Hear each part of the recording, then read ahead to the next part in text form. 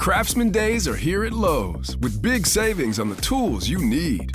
Save $100 on the Craftsman V20 6-Tool Power Tool Combo Kit, now at $199. No matter what the project is, Craftsman's high-quality, high-performance products empower you to build on. Stop by your nearest Lowe's store and check out the full line of Craftsman tools today. Valid through 6/18 while supplies last. Selection varies by location. Walter Sports Bar is again this college football season the DC hangout for Florida State fans. Make your plans now for Sunday night of Labor Day weekend as FSU takes on LSU. Will Dylan Cruz be there to cheer on his Tigers? Unlikely. Now Seth Brown, first pitch. Brown lines a base hit into center field, a little dunker. It's going to score 2, and the A's lead 7-1. Here's the set. Runners go. 3-2 pitch is outside. Ball 4. It's a bases loaded walk, and here comes Ruiz to the plate with run number 5. Dom Smith is a pinch hitter, walks. The Nationals now have the tying runs in scoring position. Here's the set. Snead the pitch. Swinging a hard ground ball toward the middle. Allen boots it out into center field. This is going to tie the game. Garrett has scored. Here comes Rutherford. He has scored. And over to third goes Dom Smith. And the Nationals have done it again. They have scored 5 runs here at the bottom of the 9th inning. And this game is all even. It's the Nationals 7 and the A's 7. Now Snead to the belt again. It'll be another 3-2 pitch to Jeter Downs. The kick, and here it comes. Breaking ball, line drive, left center field. It's a base hit! It's a base hit! Here comes the winning run to score in Dom Smith. And they're racing out to mob Jeter Downs. He has fired his batting helmet 50 feet in the air. A Curly W's in the books. And welcome to Nats Chat for Monday, August 14th. 2023, along with MASNsports.com Nationals insider Mark Zuckerman, who is back at Nationals Park. I'm Al Galdi, host of the Al Galdi podcast. So the nickname for the 2023 Nats, of course, has been the Scrappy Nats, as coined by the television voice of the Nats, Bob Carpenter of MASN. But might I suggest a secondary nickname, an alternate nickname, the Weekend Warrior Nats.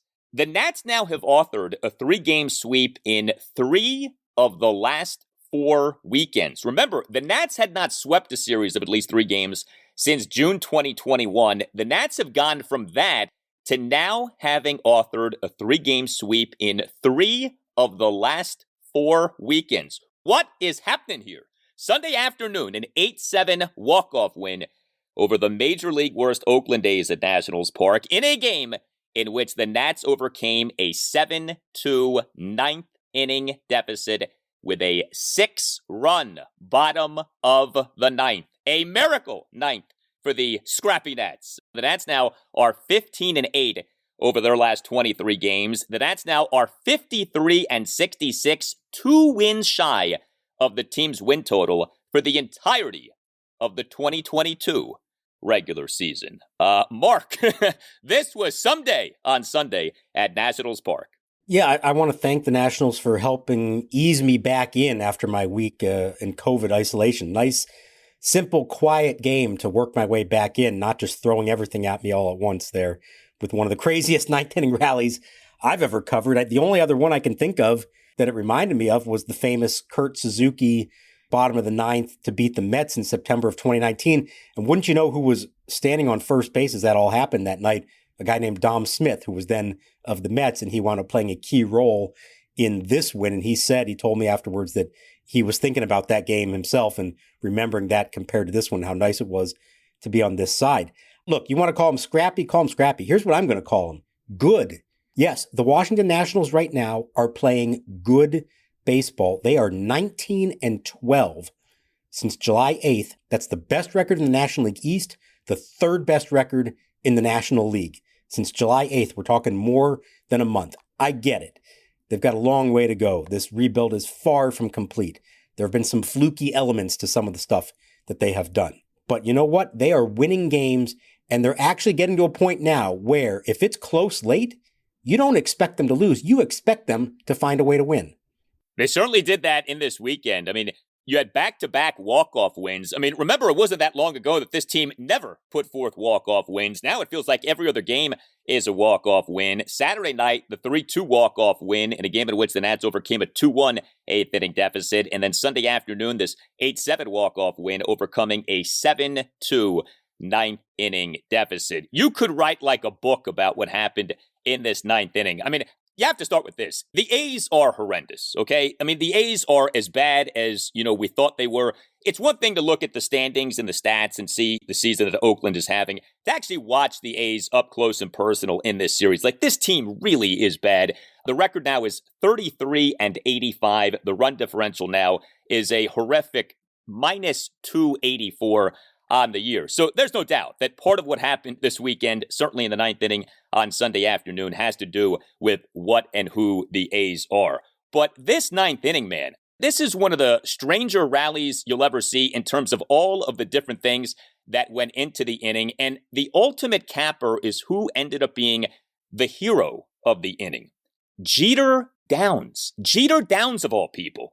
A guy who has barely played during his time at the major league level this season. It was on August 3rd that the Nats recalled Downs from AAA Rochester. This was done off the Nats the previous day, having optioned Luis Garcia to Rochester. Jeter Downs earlier this season was at the major league level with the Nats, April 11th to May 3rd. He, during that time, played in just one game. He, this time at the major league level, has barely been playing. He, on Sunday afternoon, only played because CJ Abrams left the game due to back spasms.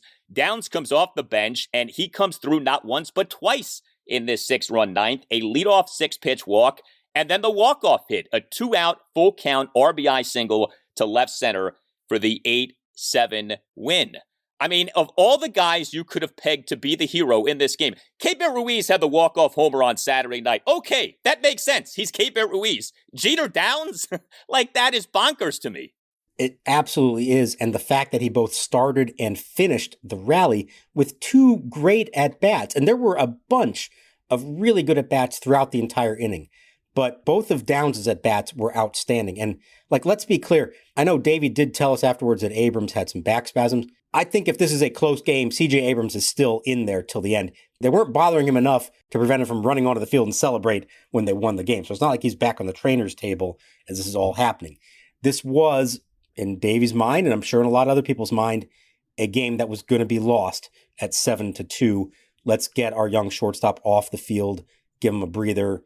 Yeah, he's probably dealing with something in his back, but it didn't sound like it was that severe. And so you end up putting the guy who's literally the last man on the bench, who hardly ever plays at all, and you throw him into this situation.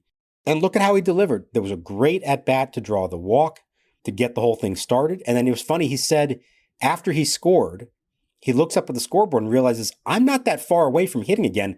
I better stay mentally into this and engaged. And sure enough, here he is stepping to the plate yet again. It was 25 minutes later from when the inning started to when it ended. He comes up to bat again and worked another great at-bat. 3-2, fouled off a pitch, and then the game-winning hit came on a pitch that was off the plate, and he fought it off and got just enough on it. It wasn't pretty, but he got enough on it to float the ball over the shortstop's head and clean into center field for the game-winning hit. And good for Jeter Downs, who, as we've talked about, is a former top prospect of the Dodgers and the Red Sox, whose career has just taken a nosedive ever since. He's up here not because of anything he did at AAA to earn it, unfortunately. He hit 175 down there. When they decided to send Luis Garcia down, Jeter Downs was on the 40-man roster, so they brought him up. As we've mentioned, he's basically been stashed on the bench, started one game in that doubleheader against the Phillies, came off the bench in this one. This was his first hit as a National. I don't know what the future holds in store for Jeter Downs, but he's always going to have this moment, and good for him for having it. The Nats in the bottom of the ninth scored the 6 runs on 4 singles, 3 walks, RBI sac fly, crucial error, pass ball. I mean, the epitome of the 2023 Nats, the epitome of scrappy Nats was what happened in this ninth inning. The Nats in this game ended up scoring 8 runs on 14 hits to go with 4 walks, 6 for 14 with runners in scoring position. Just to highlight how day-to-day that stat can be, 2 for 15 in RISP situations on Saturday night, and then a stellar 6 for 14 in this game on Sunday afternoon. A lot of heroes for the Nats in that ninth inning in this game. Might I put out there Stone Garrett, who ended up having a really nice series for the Nats. He ended up starting every game in this series, 2 games in left field, 1 game in right field. And Garrett in this game on Sunday afternoon as the Nats' number 5 batter, 2 for 4 with an RBI double, an RBI single, an RBI sac fly. He also got credited with an outfield assist. He in the 6-run ninth, a 1-out, bases-loaded RBI single through the left side of the infield to cut the deficit to 6-3. He also had a 2-out RBI double in the run first. And he had a good series. The 3-2 walk-off win on Saturday night, the game that he started in right field, 1 for 2, single and 2 walks. The 8-2 win on Friday night, 2 for 3 with an RBI single, another single, and a walk. We are seeing Stone Garrett these days play more and more, it feels like, against right-handed pitching. And he's doing well against right-handed pitching. He's no longer the one-trick left-handed pitching pony that he had been for so much of this season. Yeah, and he talked about that afterwards, about how he's really been working at it. He appreciates that Davey's starting to give him more opportunities to do that. You know, there was a point there in the ninth, I don't know if it was realistic or not, but facing the right-hander, Davey could have brought in Blake Rutherford or Dom Smith even at that point and done the lefty-righty thing instead. Instead, he stuck with Garrett, who really was the only guy on the team to have good quality at-bats all day long. He drove in the first 2 runs. You mentioned 6 for 14 runs in scoring position. Almost all of that was in the ninth. There was hardly anything the rest of the day in those spots, except for Garrett, the double in the first, the sacrifice line drive in the 7th. And then in the ninth, against a righty, another good quality at-bat and drove in the first run of that inning. Now, I don't know where this is headed with him. I think you're going to see some more opportunities to play against righties. I don't know that it's going to be an everyday situation. I think you still got to give Rutherford at least a few more opportunities to see what he can do. And he finally came through the other night as well. But I think for anybody who's in the Nationals outfield right now, with the exception, I guess, of Lane Thomas, you've got a very limited window of opportunity to make a name for yourself before the kids arrive. And when the kids are here, they're taking over. So if you want to make sure that you're still in the conversation at that point, you better make the most of whatever opportunities you have right now. So good for Stone Garrett on this day for doing it. And really, a decent part of the season, he is showing that he can be a productive hitter. An everyday player, I don't think we're there yet with him. But he's certainly showing that he can be half of a platoon and beginning to show signs that he might be able to hit righties as well. It's funny, you're seeing Garrett come on. Alex Call has been better lately. Call has been drawing a lot of walks lately. He has not been the automatic out that he had been for a while. You know, in this game, you had some good plate appearances from Michael Chavis. I mean, so you got some production from the bottom half of the lineup. That had been an issue going back a few games. The bottom half of the lineup, like doing next to nothing. Lately, things have been better. Now, again, you have to say, Oakland is horrendous, okay? So, I think the context here does matter, but I salute the Nats for the job that they did. Keibert Ruiz in this game on Sunday afternoon, 3 for 5, 3 singles. This was one of these games in which Keibert was the DH, and Riley Adams got the start at catcher. Keibert was the cleanup batter in this game. Good game for Joey Meneses. He had not done much over the first 2 games of this series. A combined 1 for 10, including 0 for 5 on Saturday night, 0 for 4 with runners in scoring position on Saturday night. But Meneses on Sunday afternoon as a starting first baseman, number 3 batter, 3 for 4 with a double, 2 singles, and a walk. So, really up and down the lineup, you got production, everyone getting in on the act. The only hitless starting Nationals player, well, there were 2 in this game. CJ Abrams 0 for 3, although he did draw a hit by pitch, and Alex Call did go 0 for 5 with a strikeout. But yeah, we've talked about this. First innings and ninth innings this season. That seems to be when the Nats do the bulk of their damage. In this game, a 1-run first and a 6-run ninth. And the A's are bad across the board. The Oakland bullpen is especially bad. And so in this series, you always felt like there was a shot, no matter where you were, no matter what the situation was. And, look, 7-2 going into the ninth, I don't think anyone is feeling supremely confident. But once that ninth started going and, multiple Nats had hit, you had to say to yourself, this is possible here because this bullpen for the A's can implode, and the Nats have demonstrated an ability to do this, to piece together innings that, yes, do take a while because, you're not getting the home run, but the Nats are capable of stringing together multiple quality plate appearances, playing station-to-station baseball, and erupting as they ended up erupting in that bottom of the ninth. And it's what you heard from the guys afterwards. They said in the dugout, okay, deep down, the inning starts. You're not really thinking we're going to pull this thing off, but you say, hey, we've got 3 more outs. Make them all count. Don't give any at-bats away. But as soon as the ball starts rolling in the positive direction and you get a couple guys on base, The A's are back on their heels. The crowd, such as it was, there weren't a lot left at that point on a very hot, muggy Sunday afternoon, but they're starting to get into it too. And it's so funny how that can flip a game that should be completely in the other team's control is now in your control, even though you're still trailing by multiple runs.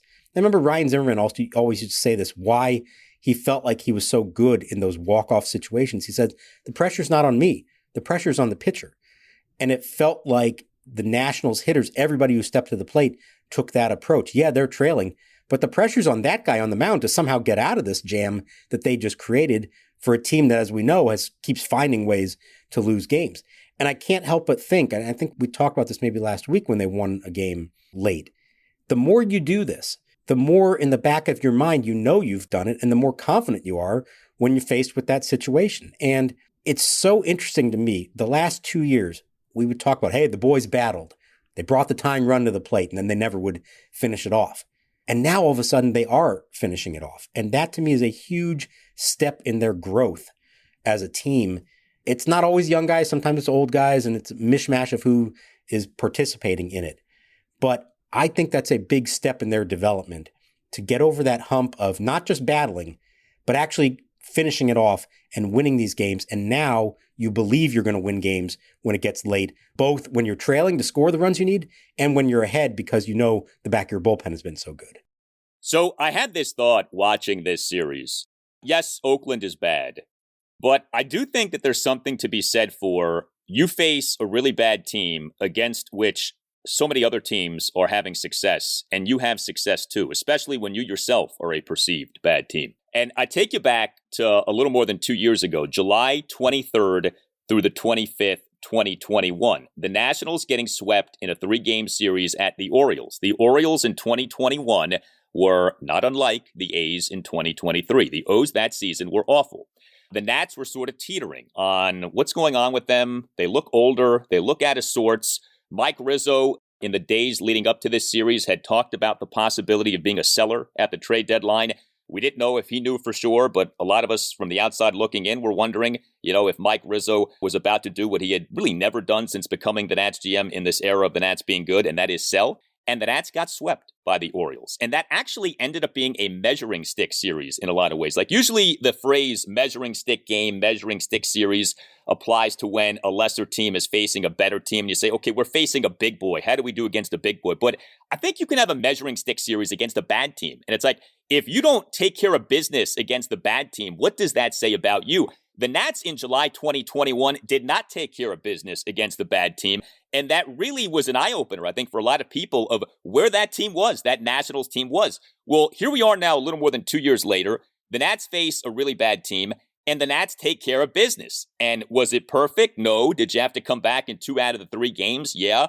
But I think there's something to be said for this, that you as a team that isn't supposed to be very good whoop up on a team that is really bad. And I think that says something about where the Nats are. The Nats are a team on the rise. I mentioned earlier, they're 2 wins away from last season's win total.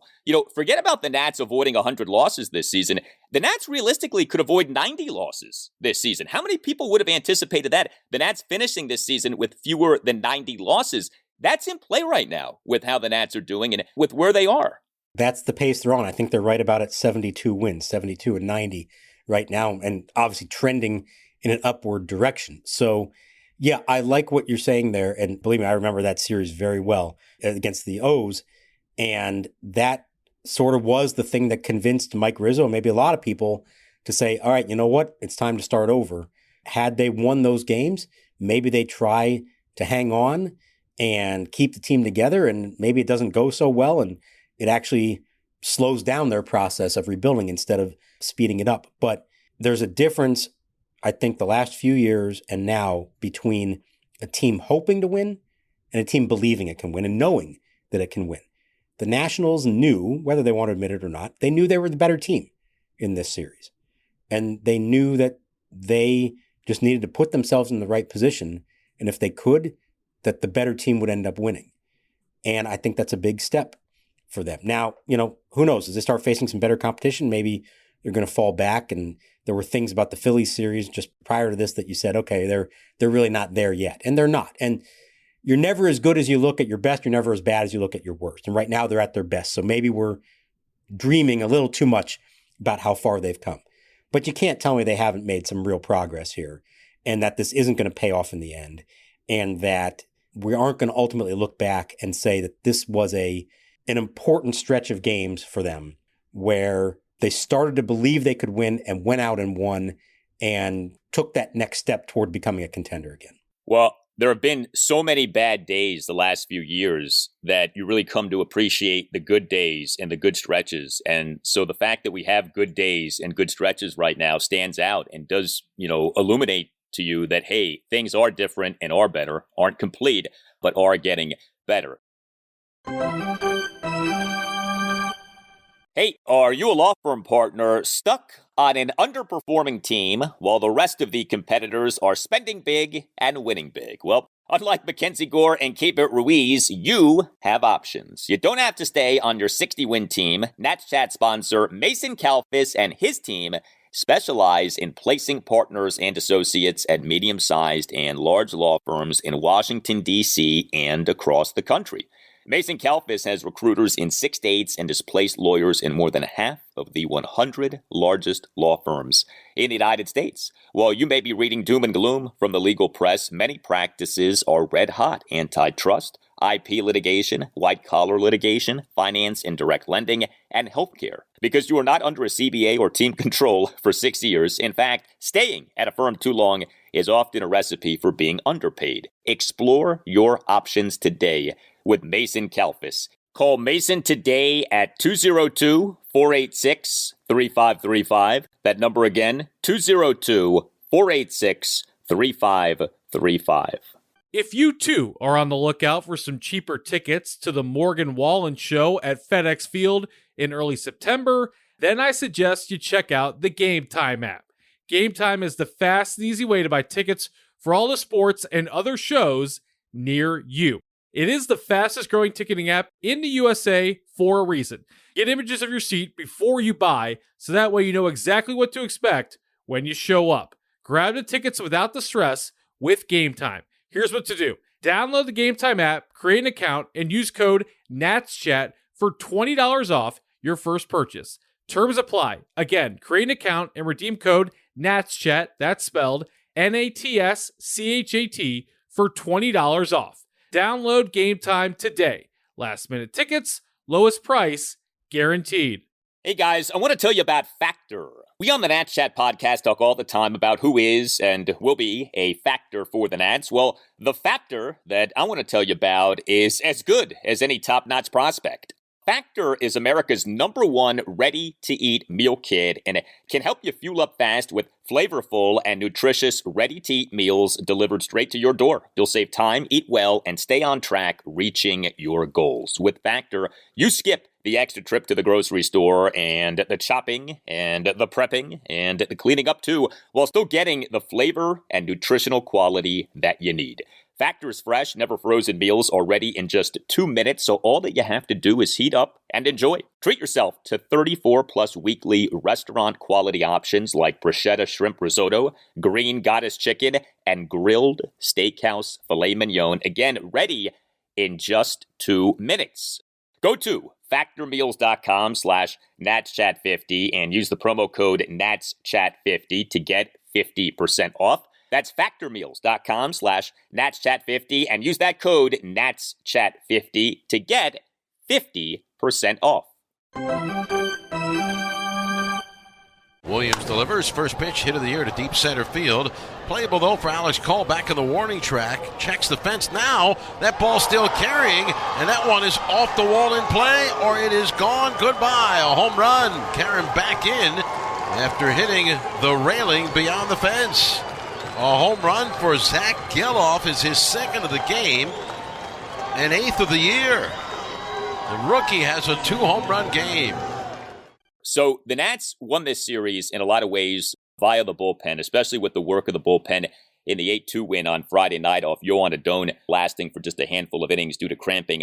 The truth is the bullpen on Sunday afternoon had some problems. 3 relievers combined to allow 2 runs in 4 2/3 innings. Robert Garcia officially allowed 2 runs in 1 2/3 innings. Andres Machado officially tossed a scoreless inning, but in actuality retired just 2 of the 4 batters he faced. But we did get a really good relief outing from Joe LaSorsa. And I've said this, every game right now, at least one Nats reliever is doing something that really impresses you. And in this game, it was Joe LaSorsa. 2 scoreless innings with 4 strikeouts. The bullpen in games 1 and 2 came through, and we, prior to the game, had the very encouraging news that it looks like Hunter Harvey will be coming off the 15-day injured list this coming week. So a Nats bullpen that overall is in a pretty good place right now, at least in terms of performance, may be about to get back its best player. Yeah, that caught me a little by surprise because he's apparently not going to go on a rehab assignment. Faced hitters in a simulated game the other day. It went well. He threw again off the bullpen mound on Sunday morning, and it sounds like unless there's a setback between now and then, they might activate him as soon as Tuesday. So that's a great sign. Now you hope that, he's not pushing it to come back too soon. I don't think they would let him, given his history, do that, but that will be a welcome relief. I mean, think about when he went down, what we were thinking this meant for the bullpen. How are they ever going to get over that loss after everything else they've dealt with? And instead, the bullpen has thrived since then. Finnegan has been nails in the 9th inning, but Weems has been great. Ferrer has been good. Machado has been great. And they've not just survived, but actually thrived with Adam. Now I'll be interested to see how he looks when he comes back and what the roles are for everyone. I don't think you mess with Finnegan right now as good as he's been. And Al, there's another name that we've been talking on and off about that it's still a ways to go, but he's about to take a big step, and that's Tanner Rainey, who is now more than a year removed from Tommy John surgery. And he, with I think one more sim game on tap, is going to be ready to start his rehab assignment in the minor leagues. Now, they'll probably use the full month or close to the full month that they have to do that. So it could be mid-September before we actually see him in the big leagues. And it may just be a handful of appearances for him at that point. But he's healthy. And the idea right now is get him out there a little bit, make sure he's good, let him go into the offseason feeling good about the state of his arm, and then all in for next year for him on opening day and being a big part of the bullpen as well. I mentioned this with Tim Shovers on the last installment of the podcast, but conceivably you could end this season with Kyle Finnegan, Hunter Harvey, and Tanner Rainey all pitching for that back end of the bullpen. And wouldn't that be nice to see? 3 flamethrowers, 3 guys who, when they are on, can be really good. And that would be pretty cool if, in fact, we end up getting that. Well, there was a negative with this Nats 8-7 walk-off win over the A's on Sunday afternoon, and that was Trevor Williams. He is in a real rut right now, and he had another rough outing on Sunday afternoon. 5 runs in 4 1/3 innings, gave up 6 hits, 3 home runs, a double, and 2 singles. He issued 2 walks. He recorded 4 strikeouts. He over his mere 4 1/3 innings through 92 pitches. Trevor Williams now has allowed the second most home runs in the majors, 28 home runs allowed this season. You big picture his season, he, since the beginning of June, has an ERA of 6.32. That might surprise some people because for a good chunk of this season, Trevor Williams was solid. We would talk about this. He wasn't great, but he gave you a chance to win. He had an ERA in the 3s not that long ago. Well, since the beginning of June, 6.32 ERA. We have talked about this a bit, but do you think that his spot in the rotation is in jeopardy, or do you not think that that's the case? I don't know where they're going with this. This was actually what my game story was until the 9th inning. I'd written pretty much all of it at that point. This idea of the 6-man rotation, it sounds great on paper, but in practice, it requires some actual performance and some length from your starters, because if you don't get that, there's a domino effect on the bullpen, which is now down a man. And I think we saw signs of that in this game, where because Trevor Williams didn't get through the 5th inning, you now need to go to a long man. The problem is he already used his long man, Corey Abbott, a couple nights ago when Yohan Adon had to come out of the game with leg cramps. And so now Robert Garcia, who looked good and got 5 straight outs, first 5 batters he faced, you've got to push him to try to come back for another inning. That didn't go well. And you see the whole domino effect of all this. So my point as I'm getting to all this is, if this is what Trevor Williams is going to keep doing, and if others in the rotation aren't going to be reliable enough to give you 5+ innings, I don't know that you can continue with the 6-man rotation. Now, there's other moving parts here. Is Adone going to be all right, both health-wise and performance-wise? I don't know. At some point, are they worried about Gore's innings, Irvin's innings? So I think in a perfect world, if you had 5 other starters that were good to go and you knew that they were good for the rest of the season, you'd maybe say, let's move Trevor Williams to the bullpen. But I don't know they're in that position right now, or that they know for sure they're going to be in that position. And so I think he stays in there. But it is not going well. He's giving up home runs at an alarming rate, 6 of them in his last 9 innings. And he's giving them up on, let's be honest here, 88, 89 mile an hour fastballs right over the heart of the plate. That's not going to get it done. I don't know if he's wearing down from the starter's workload all year. I don't know if this is just the true version of him coming out now over time. Whatever the case, it's hard to believe that if you keep doing the same thing, we're going to start seeing different results. I just don't know if they're in a position to make a change there to see if they can get something better out of him as a reliever. Williams got shellacked, especially in a 3-run first for Oakland on Sunday afternoon. He gave up 2 400-plus foot home runs in that first inning, a 1-out solo shot by Zach Geloff, a product of the University of Virginia, a bomb to center field, 433 feet per Statcast, and then a 1-out full count 2-run homer by Seth Brown to right center, 408 feet per Statcast. You know, I don't know how much what happens now impacts the thinking for next season with a guy like Trevor Williams, because I think, truth be told, he'll be in the rotation to begin next season if the likes of Cade Cavalli and Jackson Rutledge are deemed not ready.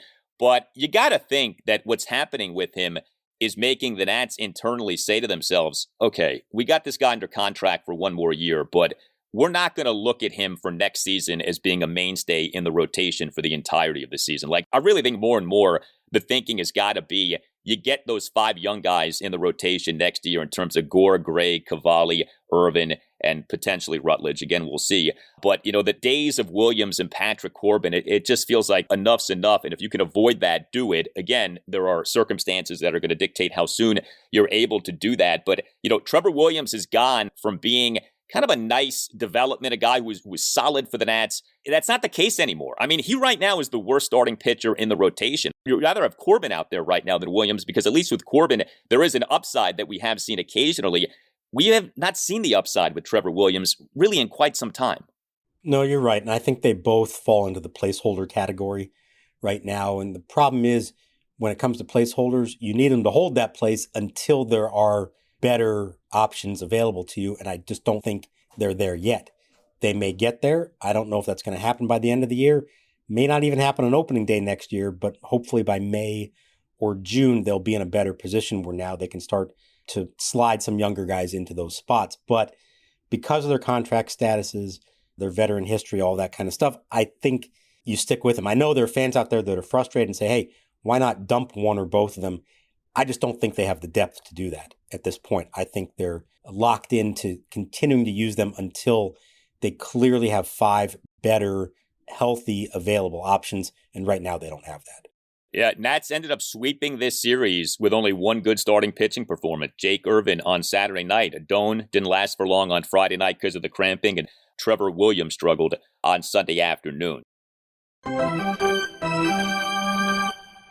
Hey guys, it's Al Galdi for Window Nation. Well, the heat, the humidity, the sky-high temperatures, they all are here. And all of this is forcing your air conditioning into overdrive, leading to ultra-high energy bills. The solution, new windows from the folks at Window Nation. And Window Nation right now is offering a sensational deal to listeners of the Nats Chat podcast. Right now, no money down, no payments, and no interest for 2 years, plus 50% off all styles of windows. Call 866-90-NATION or visit windownation.com and tell Window Nation that you want the deal that you heard about from Al Galdi on the Nats Chat podcast. Again, no money down, no payments, no interest for 2 years, plus 50% off all styles of windows. 866-90-NATION or windownation.com. Know this about Window Nation. It has installed nearly 2 million windows with a 96% perfection rating. Window Nation is elite. Window Nation is the equivalent of peak Max Scherzer for the Nats. No money down, no payments, no interest for 2 years, plus 50% off all styles of windows. 90Nation or windownation.com. That's 866-90Nation or windownation.com. And make sure that you tell Window Nation that you want the deal that you heard about from Al Galdi on the Nats Chat podcast. Peterson, he pauses. Now he fires. And that ball is way out of here. A no-doubter from Dylan Cruz. He took an inside fastball, brought his hands through the zone, and blasted it over the left field wall for a 2-run shot in the first inning. Dylan Cruz making amends for what has been an up-and-down series with his 3rd home run of the season. So, off day for the Nats on Monday. Next up is a 3-game series against the Boston Red Sox at Nationals Park. Game 1 Tuesday night, 7:05, Josiah Gray will be the Nats starting pitcher. Game 2 Wednesday night, 7:05, Mackenzie Gore will be the Nats starting pitcher. And Game 3 Thursday afternoon, 4:05, Patrick Corbin will be the Nats starting pitcher. And yeah, the schedule is about to stiffen a bit, so let's see what happens. 3 games against the Red Sox, then 3 games against the Philadelphia Phillies, then 3 games at the New York Yankees. So we'll get a better sense, in theory anyway, of are the Nats in fact improved. But, I don't know how you can look at this and not think that the Nats are improved. Like, we can debate degrees of improvement, but if you are a Nats fan and you're objective about things, okay, like you're not overly glass half empty, how do you not feel appreciably better about the team right now as compared to a year ago, as compared to 6 months ago, as compared to 3 months ago? Like, there is real reason to feel better about things. There still are a lot of questions, but this is good to see. This team is getting better as this season is going on, and I think that's a wonderful thing to be able to say. And that was always going to be the hope, that the team would be better at the end than it was at the beginning. There was no guarantee of that, and I'll be honest, I was a little nervous that once we got past the trade deadline, you dealt away one of your best players in Jeimer Candelario. Would there be an effect of that? Had they traded Finnegan or somebody else out of the bullpen, would they suffer as a result? So far, it's only been a few weeks, but so far, they've actually gotten better. I'm not saying they're a better team without Jeimer Candelario, but Ildemaro Vargas has more than held his own there at third base offensively and defensively, and other guys are stepping up. And if nothing else, you got to look at some of the young building blocks. CJ Abrams, Keibert Ruiz, I know Mackenzie Gore and Josiah Gray have been hit or miss. Kyle Finnegan has been outstanding, and starting to get some contributions from a few other guys. You see a core group developing here. They're not all the way back. They've got a long way to go. They still have to wait for a bunch of these legitimately top prospects to be ready. Things are going well down there. Dylan Cruz hit a couple home runs on Sunday. James Wood hit another homer. Like, things are trending in the right direction there. Stay patient. And in the meantime, keep growing and developing these young players at the big league level. And sooner rather than later, you're going to be adding to that and putting together a roster that I think most fans are going to look at and say, that's a good competitive roster that's getting closer to winning. Yeah, Dylan Cruz on Sunday had a monster game, a 14-13 loss for the Fredericksburg Nationals at Lynchburg. Cruz, as the designated hitter and number 2 batter, went 5 for 5 with a walk. He hit 2 home runs. He had 6 runs batted in. Dylan Cruz ain't messing around with the Fred Nats. You tell us what you think. Hit us up on Twitter at Nats_chat. You can email the show to natschatpodcast@gmail.com, including if you would like to sponsor the show. Hit up Tim Shovers, the new president of the Oakland A's fan club, Tim Shovers. Email Tim at natschatpodcast@gmail.com. Also, find us on our website, natschatpodcast.com, at which you can get yourself a Nats Chat Podcast t-shirt. All Nationals radio highlights on Nats Chat are courtesy of 106.7 The Fan. A thank you to Tim Newmark for the Nats Chat Podcast music. Visit timnewmark.com. For Mark Zuckerman, I'm Al Galdi. We thank you for listening, and we will talk to you next time on the Nats Chat Podcast. Here's the set. 3-2 to Suzuki. Swung on. And deep to left field. Way back.